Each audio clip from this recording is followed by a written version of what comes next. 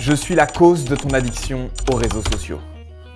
Comme tant d'autres créateurs de contenu, mon métier consiste à capter et retenir ton attention, à te faire cliquer, commenter, liker et t'amener ici, devant cet écran.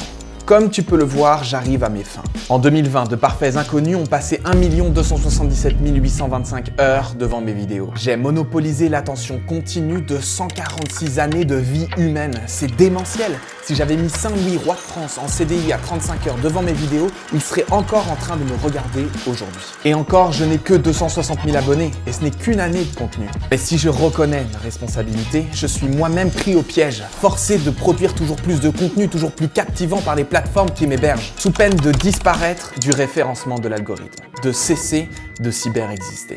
Jusqu'à maintenant, j'ai joué le jeu, parce qu'il en vaut la chandelle, parce que ma mission sur les réseaux est d'informer et d'encourager toujours plus de monde à construire un avenir juste et durable pour tous, et qu'on est trop peu à le faire. Reste qu'un mécanisme s'est installé subtilement au fil des années auquel rien ne m'avait préparé. Je suis ce hamster dans sa roue, avec pour seul référentiel de mon travail des 5 dernières années, un compteur. J'ai fait tourner la roue sans rien changer à la cage. Suis-je le seul à voir le problème? Ou sommes-nous des milliers à être pris au piège, conscients mais incapables d'en sortir? J'ai passé 3 mois à y réfléchir. J'ai testé des moyens concrets de m'en sortir, j'ai appelé des créateurs et enfin j'ai osé confronter Facebook. J'ai commencé à prendre la mesure du problème pendant le confinement. Ma réalité s'était figée, la routine s'est installée, j'avais conscience de passer beaucoup de temps sur mon portable pour m'évader, mais je ne savais pas exactement combien. C'est un cochon.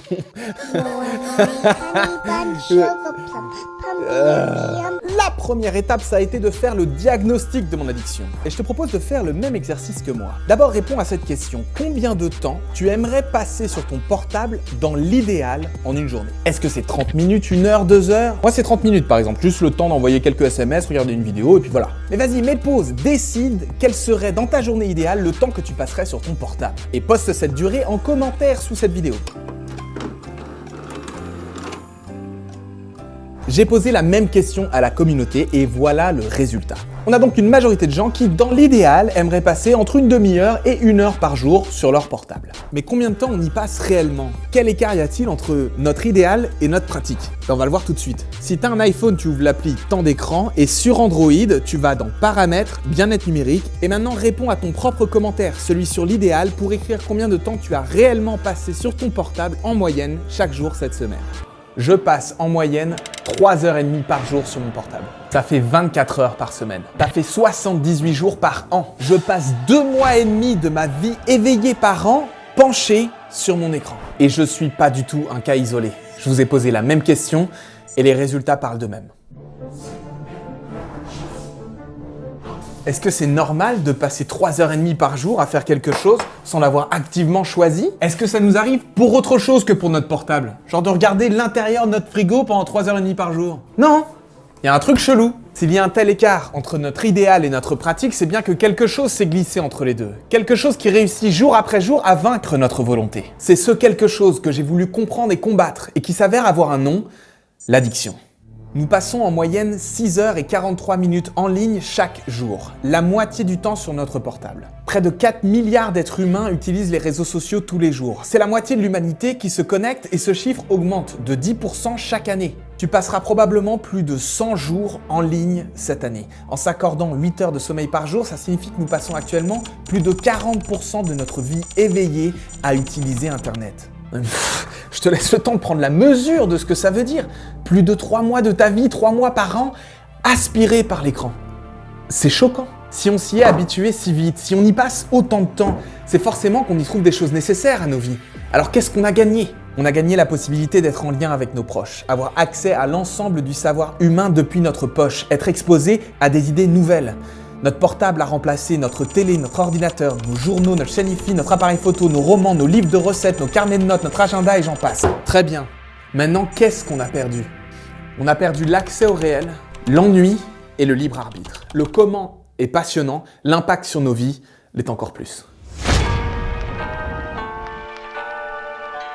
Avant d'entamer les recherches pour cette vidéo, j'en étais resté à la critique des réseaux sociaux selon laquelle ils accumulent nos données pour pouvoir les revendre.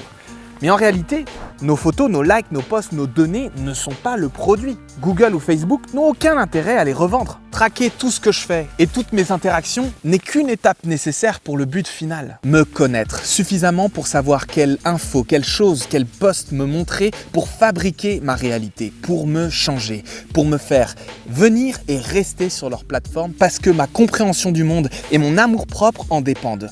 Et qu'au passage, j'y sois exposé à la bonne publicité, ciblée grâce à tout ce qu'ils savent de moi. Nous changer, voilà le produit, voilà ce que vendent les réseaux sociaux. Et pour le faire, ils se mettent en tampon entre nous et la réalité. L'affaire Cambridge Analytica et l'influence massive de Facebook sur le résultat des élections a montré que les réseaux sociaux sont le nouveau terrain où conquérir des votes. Pas en convainquant, non, mais en changeant la réalité numérique des électeurs, en transformant les informations qu'ils reçoivent. Ça fait longtemps maintenant que les publications sponsorisées sur Facebook, Twitter ou Insta ne le sont pas toujours par des marques, mais aussi par des politiques, des médias, des influenceurs. N'importe qui peut rien que par Facebook mettre propagande, info ou intox devant les yeux de plus d'un tiers de tous les adultes du monde, de plus de la moitié des humains entre 18 et 34 ans. Quoi ? N'importe qui a le pouvoir de te changer toi et moi. Et j'en ai fait les frais. Quand pendant le confinement, je passais près de 35 heures par semaine sur mon portable, j'ai pris conscience que mon esprit était saturé de préoccupations sur lesquelles je n'avais aucun pouvoir. J'étais au courant de plein de trucs, mais qui me servaient à rien, voire qui assombrissaient considérablement mon moral. J'avais laissé un algorithme décider de ma réalité, de ce à quoi j'occupais mes pensées. Ce jour-là, l'algo a décidé de me montrer les pro-Trump qui envahissent le Congrès américain. Parce qu'il savait que ça me ferait réagir, que ça me pousserait à poster, tweeter, que ça me changerait. Et ça m'a changé. J'ai pensé qu'à ça toute la journée. Oui, je pense qu'il est important que je sache que Trump a envoyé ses supporters envahir le Congrès. Mais est-ce que j'avais besoin de connaître leur nombre, leur slogan, de voir toutes les photos, de tout connaître de la vie de cette femme tuée par les policiers? Non, clairement non. L'algorithme s'infiltre dans la brèche d'un intérêt légitime, pour ensuite nous submerger d'informations, parce qu'il est trop difficile pour nous de définir ce qu'on a besoin de savoir et de résister à la proposition d'en savoir plus. Là, j'ai commencé à bader. Si un algorithme décide de ce qui va constituer ma réalité, que tout le monde est dans le même cas que moi, quelles conséquences politiques ça peut avoir ? À un moment de crise profonde, comme celui qu'on traverse aujourd'hui, une société humaine a besoin d'un socle commun d'informations pour prendre des décisions. Dit plus simplement, il faut qu'on puisse voir à peu près la même chose pour qu'on débatte des solutions et décide ce qu'on en fait. Or, sur Internet, chaque personne obtient une version adaptée à ses points de vue. La même recherche Google ne donne jamais le même résultat.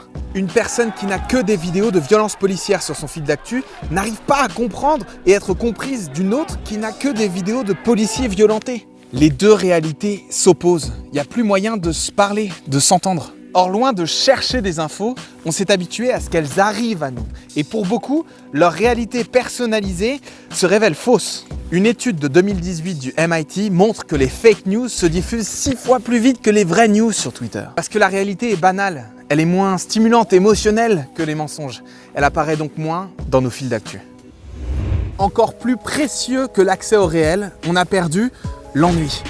Attends, tu vas voir. L'ennui n'est pas ne rien faire du tout. C'est lorsqu'aucune des activités que tu pourrais faire ne t'intéresse et que ton esprit est occupé à rien en particulier. Comme lorsque tu fais la queue, au milieu d'une conversation qui s'enlise, dans les transports ou aux toilettes, que fait-on sans même y penser ? On pourrait facilement s'en foutre. Après tout, à quoi servaient ces moments ? À rien, non ? Eh ben non. Les études en neurosciences nous montrent que notre activité cérébrale ne baisse que d'environ 5% lorsqu'on s'ennuie. C'est bien que notre cerveau, qui veut fuir l'ennui, cherche à se stimuler. Il y a même certaines parties bien précises du cerveau qui sont en suractivité. Mais alors, que fait-il ? 3 choses essentielles. Stocker nos connaissances et nos souvenirs pour construire notre identité, notre vision de nous-mêmes. Autrement dit, fabriquer notre mémoire autobiographique. Concevoir les pensées et les sentiments des autres, s'interroger sur ce qu'ils vivent, l'empathie. Et enfin, conjurer des événements hypothétiques, en un mot, imaginer. L'ennui à haute dose n'est pas bon pour nous. On a besoin d'être stimulé pour se sentir en bonne santé. Et notre cerveau a une manière naturelle d'en sortir, une manière naturelle et stimulante, mais qui nécessite quelques secondes d'inconfort pour se lancer. Une saine dose d'inconfort qui précède le changement. C'est là, précisément ces quelques secondes que veulent te voler les réseaux sociaux. L'ennui est à l'industrie de l'attention ce que le pétrole est à notre société. Une ressource dont l'extraction et la consommation génèrent toutes les richesses. C'est sur notre besoin primaire de fuir l'ennui que cette industrie se greffe. Elle cherche à devenir notre échappatoire artificiel à l'ennui. Pire, l'industrie de l'attention cherche à rendre ennuyeux tous les moments de nos vies. Les applications viennent forer du temps dans mes moments les plus intimes. Elles rognent ma volonté. Combien de fois je me suis retrouvé à vouloir faire quelque chose de précis sur mon portable et à perdre 5 minutes sur une application avant d'oublier totalement ce que je voulais y faire. Elles m'ont court-circuité, de l'ennui. Et le prix à payer est tellement lourd. Supprimer tous les moments d'ennui en sortant notre téléphone, saturer notre cerveau d'informations nouvelles à chaque mouvement de doigt et nous plongeons rapidement dans l'angoisse. L'angoisse, c'est vraiment notre cerveau qui se plaint. J'ai besoin de temps sans stimulation, ni de nouvelles infos à intégrer. Il faut que je puisse penser dans le vide et il faut que je le fasse chaque jour. En obtenant une distraction immédiate, on court-circuite la motivation qui va nous faire sortir de notre zone de confort. On supprime le moment où notre cerveau pense à l'avenir, fait des plans sur la comète, ce qui a pour conséquence de nous faire du surplace dans nos vies. Ça vous parle ? Donc la prochaine fois que tu t'ennuies en faisant la queue dans les transports, dans une conversation qui s'enlise, tu peux sortir ton portable ou choisir de t'ennuyer juste quelques minutes, de participer à cette expérience millénaire qui a toujours permis d'améliorer nos vies. Remercie tes ancêtres qui, grâce à leur ennui, ont inventé la bière. Offre-toi l'opportunité de faire le bilan de ta journée, d'être créatif, de te fixer de nouveaux objectifs, de prendre conscience de ce que vit ton entourage. Cette petite décision peut avoir de grandes conséquences, mais pour la prendre, encore faudrait-il que tu regagnes ton libre arbitre. Est-ce que tu pourrais vivre sans les réseaux sociaux, sans ton portable? La réponse est presque toujours « ouais, bien sûr, j'ai juste pas envie ». Précisément ce que disent tous les toxicomanes. Une manière de comprendre le champ de bataille qui se joue autour de notre addiction, c'est de comparer sur 3 aspects bien précis mes applis avec mon vélo. Quand j'ai acheté mon vélo au magasin, une somme d'argent a changé de main et il est devenu ma propriété. Il m'appartient et personne d'autre n'y touche. Mais quand j'ai accédé aux réseaux sociaux, j'ai rien payé. Ils sont gratuits et pourtant, ils coûtent de l'argent. Il y a toujours un intermédiaire entre moi et le réseau. Une somme d'argent qui est payée non pas par moi, mais par quelqu'un d'autre qui... N'importe qui. N'importe qui paye pour une raison bien précise. L'influence qu'il obtiendra sur mes achats évidemment, mais aussi sur mes idées, mes sujets de préoccupation, ma vision du monde. Or, la meilleure influence est celle qui passe inaperçue.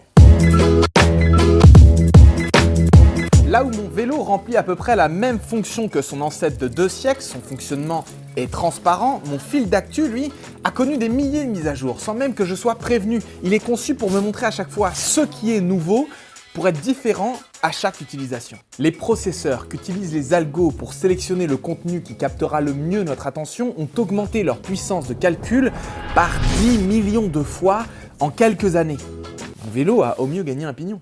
Derrière nos écrans se trouvent de super ordinateurs qui n'ont aucun mal à manipuler le hardware archaïque de nos pauvres cerveaux humains, lui qui n'a pas évolué depuis des milliers d'années.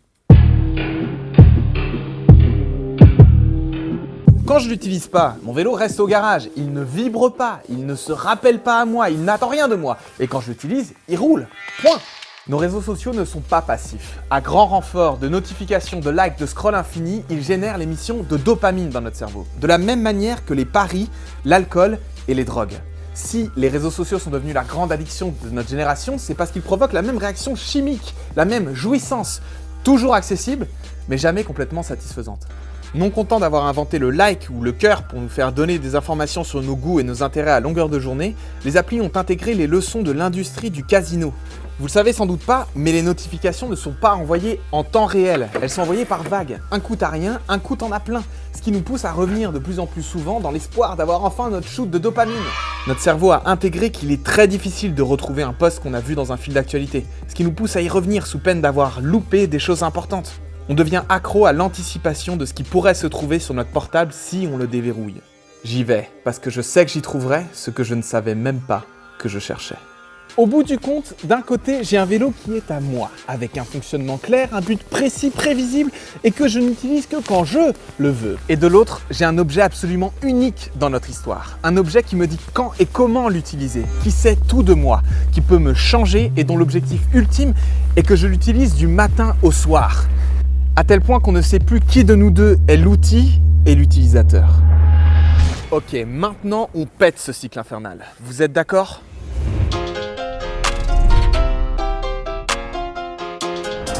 pendant les vacances de Noël, j'ai tenté l'expérience de n'utiliser mon portable que comme un outil, comme j'utiliserais mon vélo. Parce que je me retrouve rarement à faire 30 heures de vélo dans la semaine sans l'avoir choisi ni même en avoir conscience. L'expérience ne s'est pas tout à fait passée comme prévu, mais j'ai envie de vous expliquer comment je m'y suis pris et ce que j'en retire. Alors je suis pas un débutant total sur ces questions. J'avais déjà supprimé toutes les notifications de mes applis il y a 1 an de ça quand j'avais développé le syndrome de la vibration fantôme. J'avais l'impression que mon portable vibrait dans ma poche ou au loin, alors que pas du tout. J'ai donc supprimé toutes les notifications et les vibrations en passant par les paramètres de mon téléphone. Parce que fondamentalement, je n'autorise personne à me secouer la jambe au milieu d'une conversation pour réclamer mon attention. Donc je vois pas pourquoi est-ce que mon portable, lui, aurait le droit. Mais 4 fois de suite, sur 4 jours, je me suis retrouvé sur Instagram sur le point de cliquer sur les notifications. Mon cerveau réclame sa dopamine et c'est irrésistible. Dès le 2e jour, j'ai réalisé que je n'arriverais à rien si je l'avais dans ma poche en permanence. Donc je l'ai rangé dans un tiroir comme un outil. La première chose qui m'a sauté aux yeux en lâchant mon portable, c'est à quel point tout le monde est tout le temps sur son téléphone. Du coup, je me suis senti tout seul et pas mal désœuvré un paquet de fois. Bref, comme tu le vois, j'en ai chié, mais ça valait le coup. Ma matinée s'est rallongée. Je passe visiblement beaucoup de temps sur les réseaux sociaux le matin, donc j'avais matériellement plus de temps devant moi. J'ai gagné en sérénité, parce que j'avais plus à craindre d'être jugé, que ce soit en bien ou en mal, vu que je postais plus rien du tout. Sérénité aussi parce que j'avais plus besoin de penser à ce que j'avais vu sur internet ou à ce que je pouvais en dire. Si j'ai eu peur de passer à côté d'actus importantes, ce sentiment a vite disparu. C'est paradoxal, mais des études ont montré qu'en quittant les réseaux sociaux, on réduit d'autant le FOMO, la peur de passer à côté de quelque chose. Parce qu'on devient présent à ce qui est immédiatement là, à côté de nous. Et ça nous apporte plus que ce que ne peuvent le faire nos applis. C'est pour ça que quitter Facebook, Instagram, Snapchat réduit d'autant la dépression et le sentiment d'isolement. Les moments où je me suis ennuyé ferme ont bel et bien permis de développer mon altruisme, un intérêt renouvelé au bien-être de mes proches. Mes pensées étaient tournées vers ce que je vivais là, maintenant. J'ai beaucoup plus agi sur mon monde.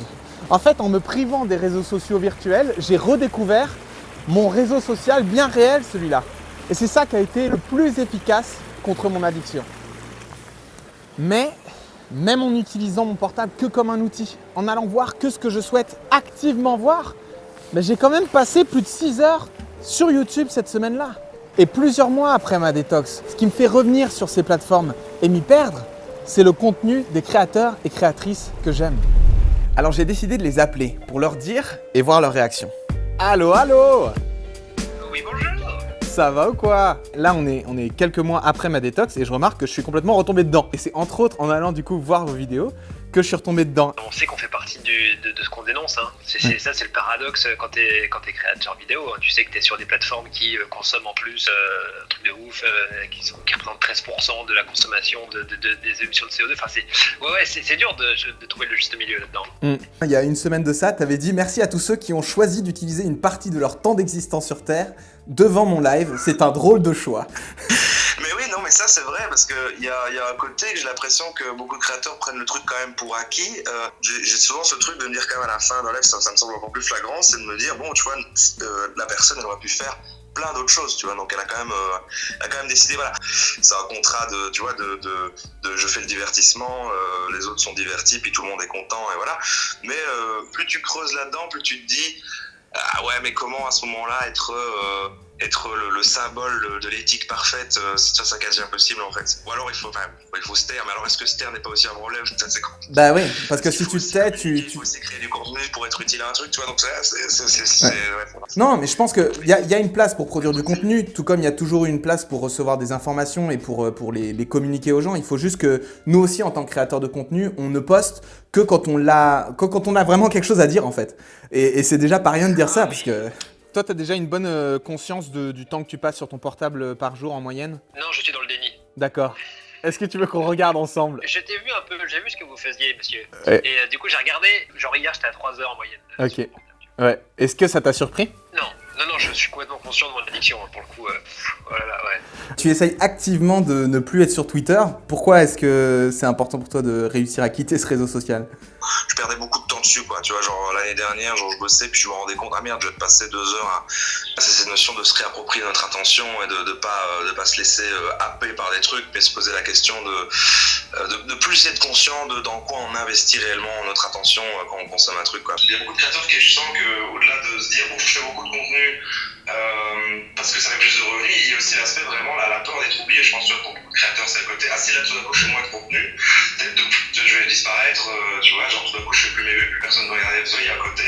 Moi je sais qu'il y a un truc de besoin de reconnaissance et j'ai beau avoir tous les discours spirituels que tu veux, ça me donne mon shoot de dopamine de voir que j'ai 5000 personnes qui ont vu ma story, tu vois, et t'en demandes, et c'est un service, c'est le principe de l'addiction. Je me demandais si toi, en tant que créateur de contenu, tu t'es déjà senti contraint par justement les règles du jeu, du YouTube Game ou même d'Instagram. Ah de ouf, et clairement, moi ça c'était l'année dernière pour moi, quoi. J'étais vraiment à quasi 7 jours sur 7, du matin au soir et tout, tu vois, le week-end aussi. Donc en fait, en décidant en janvier que j'allais avoir moins de vidéos, effectivement il a fallu passer par une phase où le Creator Studio de YouTube là me mettait en rouge, que du rouge partout, parce que forcément par rapport aux résultats d'avant quand c'était plus régulier, si tu commences à faire moins, ça va avoir un impact sur tous tes chiffres et tout. Mais à l'inverse, quand même, si par contre tu suis les règles du jeu, il est aussi très récompensant dans le sens où il va t'afficher partout, genre waouh, t'as encore battu des records, super, ta vidéo a encore bien marché. Ouais, donc t'as les deux, quoi, en fait, t'as les deux. Après, est-ce que les deux sont pas malsains dans le sens où t'es à la fois addict au vert, au voyant vert sur le truc, et t'as à la fois peur du rouge, et puis au final, c'est vrai que t'es un peu aliéné par le fait de te dire je vais produire plus, quoi. En fait, c'est des notifications différentes de celles qu'ont accès le grand public, mais c'est des incitations propres aux créateurs de contenu que les gens connaissent pas forcément. Et je me demandais si vous aviez déjà eu des problèmes de censure de votre contenu. Oui, bien sûr.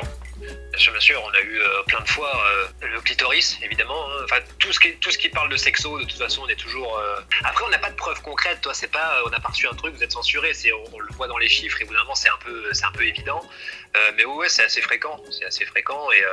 Et comme les algorithmes changent toutes les semaines, moi j'ai arrêté d'essayer de comprendre ça et je me dis ok, je fais juste le contenu qui me plaît et puis on verra bien ce qui se passe. Ouais, ce que je trouve dur, c'est que moi, tu vois, nous, notre chaîne, on met pas de pub avant nos vidéos ou après. Vous aussi, vous avez fait ça tout un temps, vous le faites encore ?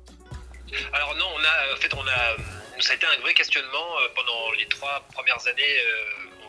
On s'est dit ok, on ne fait pas de pub parce que ça ne correspond pas à ce qu'on défend. Et en fait, au bout d'un moment, on s'est rendu compte que le fait de ne pas avoir de pub, ça nous pénalisait en termes de visibilité. Et on n'était plus tout mis en avant, on n'était plus dans les tendances. Et on l'a vu, dès qu'on a remis de la pub, effectivement, on est retourné dans les tendances et les chiffres ont augmenté, quoi. Donc c'est triste, mais... Ah ouais, c'est ouf. Donc vous avez vraiment été contraint par l'algo de jouer le jeu de la pub, quoi. Ouais. C'est la dernière leçon que j'ai tirée de ma détox, peut-être la plus importante, le piège dans lequel les plateformes enferment les créateurs et créatrices de contenu. Au retour de ma détox, il s'est passé un tout petit mois pendant lequel on n'a rien posté sur Facebook. Et au moment de republier des vidéos et des posts, on a réalisé qu'il y avait un truc qui clochait. Alors j'ai décidé de confronter Facebook. Oui, bonjour Vincent, c'est Marketing Facebook. Bonjour. Vous vouliez discuter d'un sujet précis, c'est ça? Ouais, est-ce que ce serait possible pour vous de nous expliquer ce qui est arrivé à notre reach en janvier dernier, donc après les vacances de Noël? Ok, je regarde. Oui, c'est vrai que en fait, si vous n'avez pas publié du tout au mois de janvier, le fait de ne pas avoir publié, en fait, ces gens qui étaient fidèles, ils ont pas forcément revu le contenu derrière. Pour nous, ce qu'on regarde beaucoup, l'algorithme, ce qu'il prend en compte, c'est notamment la fidélité des pages. C'est-à-dire que plus les gens en fait vont interagir avec vous, plus ils ont de chances de voir votre contenu. Si pendant un certain temps vous n'avez pas interagi, du coup ces personnes-là qui vous suivaient ont suivi d'autres pages et donc Facebook leur propose d'autres contenus. En soi, le nombre d'abonnés, ça compte pour du beurre sur Facebook et pour éviter de disparaître, il faut qu'on publie tout le temps, quoi.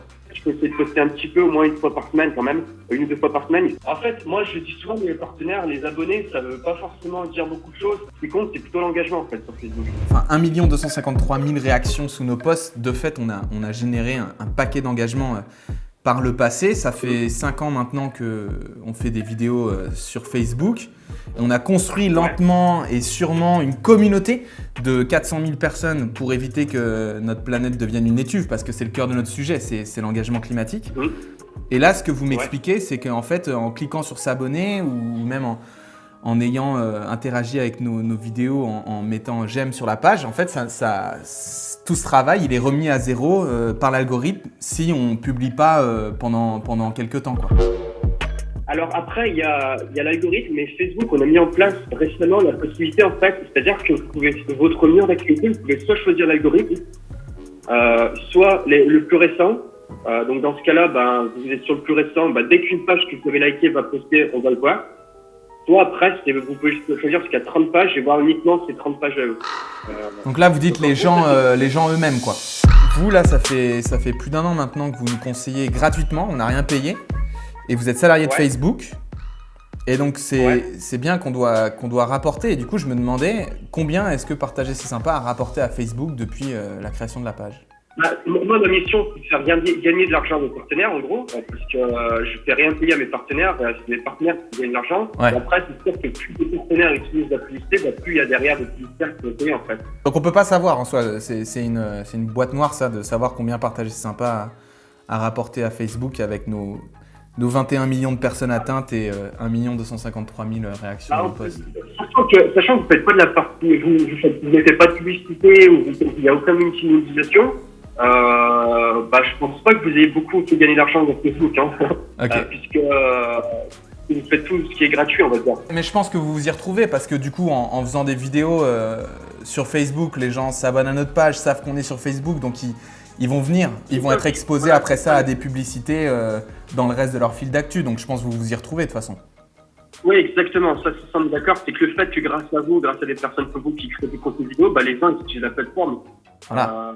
Donc forcément. Nous, évidemment, notre objectif, c'est pas de faire gagner de l'argent à Facebook. On est plutôt là pour faire un taf d'information, produire une information qui est indépendante en l'occurrence.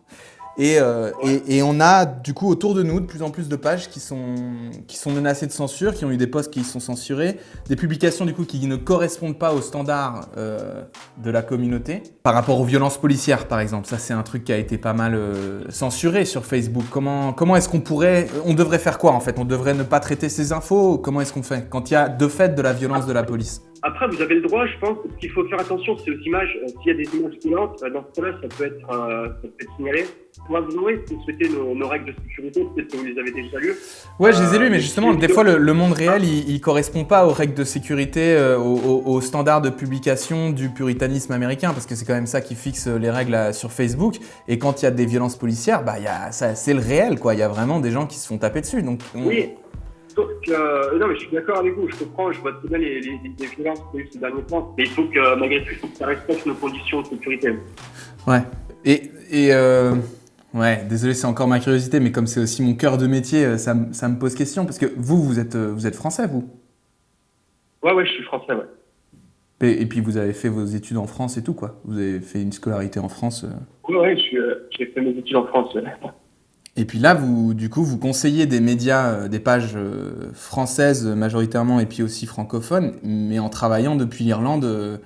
Et ça, c'est c'est du coup pour défiscaliser les revenus de la richesse qui est de fait créée en France, quoi. Je sais pas, franchement, là, les questions, c'est pas du tout mon métier, c'est pas moi qui réponds à ça. Je vous invite vraiment à venir à Dublin, je sais pas si vous êtes venu. Ok, je prends l'invitation, je viendrai voir Facebook à Dublin. Ouais, Ok. avec plaisir, je vous accueille. Au revoir. Bonne journée. Au revoir. Et ben voilà, pour Facebook, c'est les règles du jeu. Il faut produire toujours plus, sinon tu disparais. Et ça va pas changer, hein. Si les Google, Facebook, Twitter sont allés trop loin, si rien ne les arrête, il faut que nous les arrêtions, qu'on brise leur emprise, leur monopole de l'attention.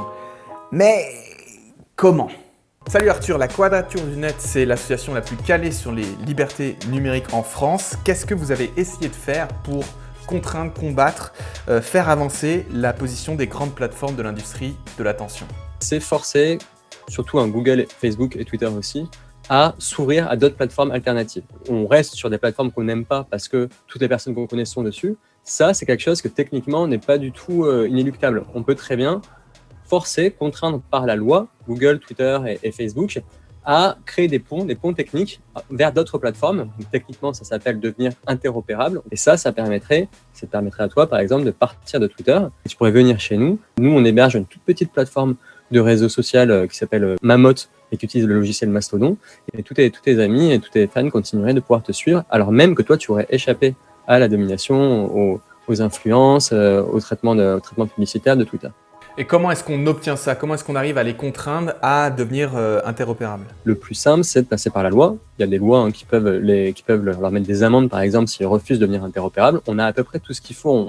On sait que la genre d'administration en France ou en Europe pourrait ensuite veiller à l'application de la loi. D'elle-même, la Commission européenne a commencé un peu à parler d'interopérabilité, ce qu'on lui avait demandé avec d'autres associations européennes.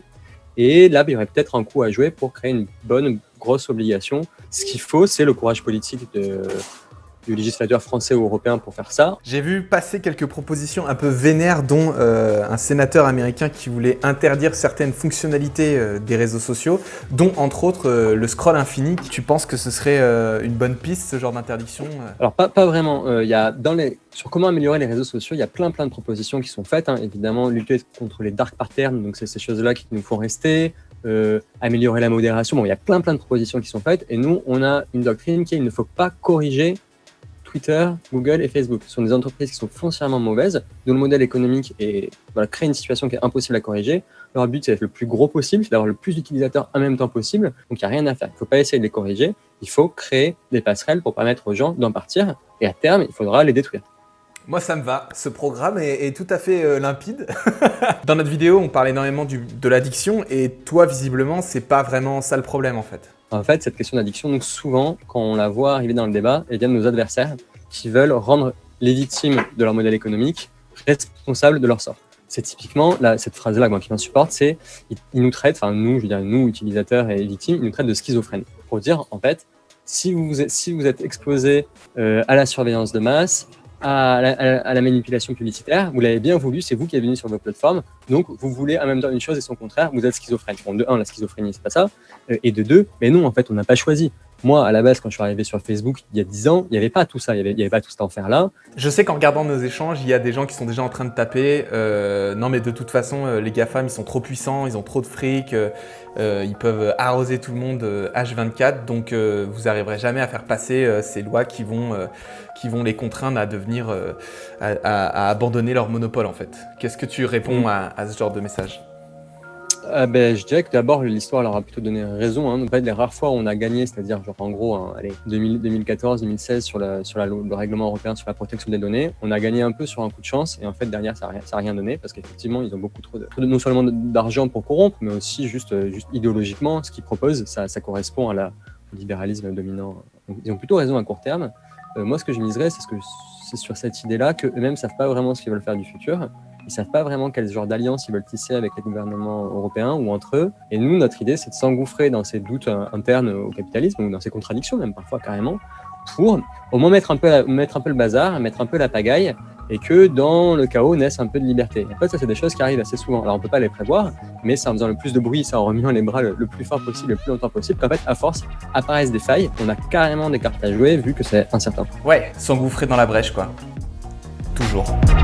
Laisse-moi te proposer une dernière expérience. Choisir si ces 30 minutes que tu as passé à regarder notre vidéo suffisent ou si tu as envie d'en regarder une autre. D'ailleurs, ce cadre-là est imposé par YouTube. On ne peut tout simplement pas mettre ce petit cercle qui t'invite à t'abonner à notre chaîne, ce que je te recommande si cette vidéo t'a plu, sans être obligé de mettre aussi une boîte t'incitant à en regarder une autre. Ah, je n'ai pas la force! Bref, on n'est pas sorti du sable, hein.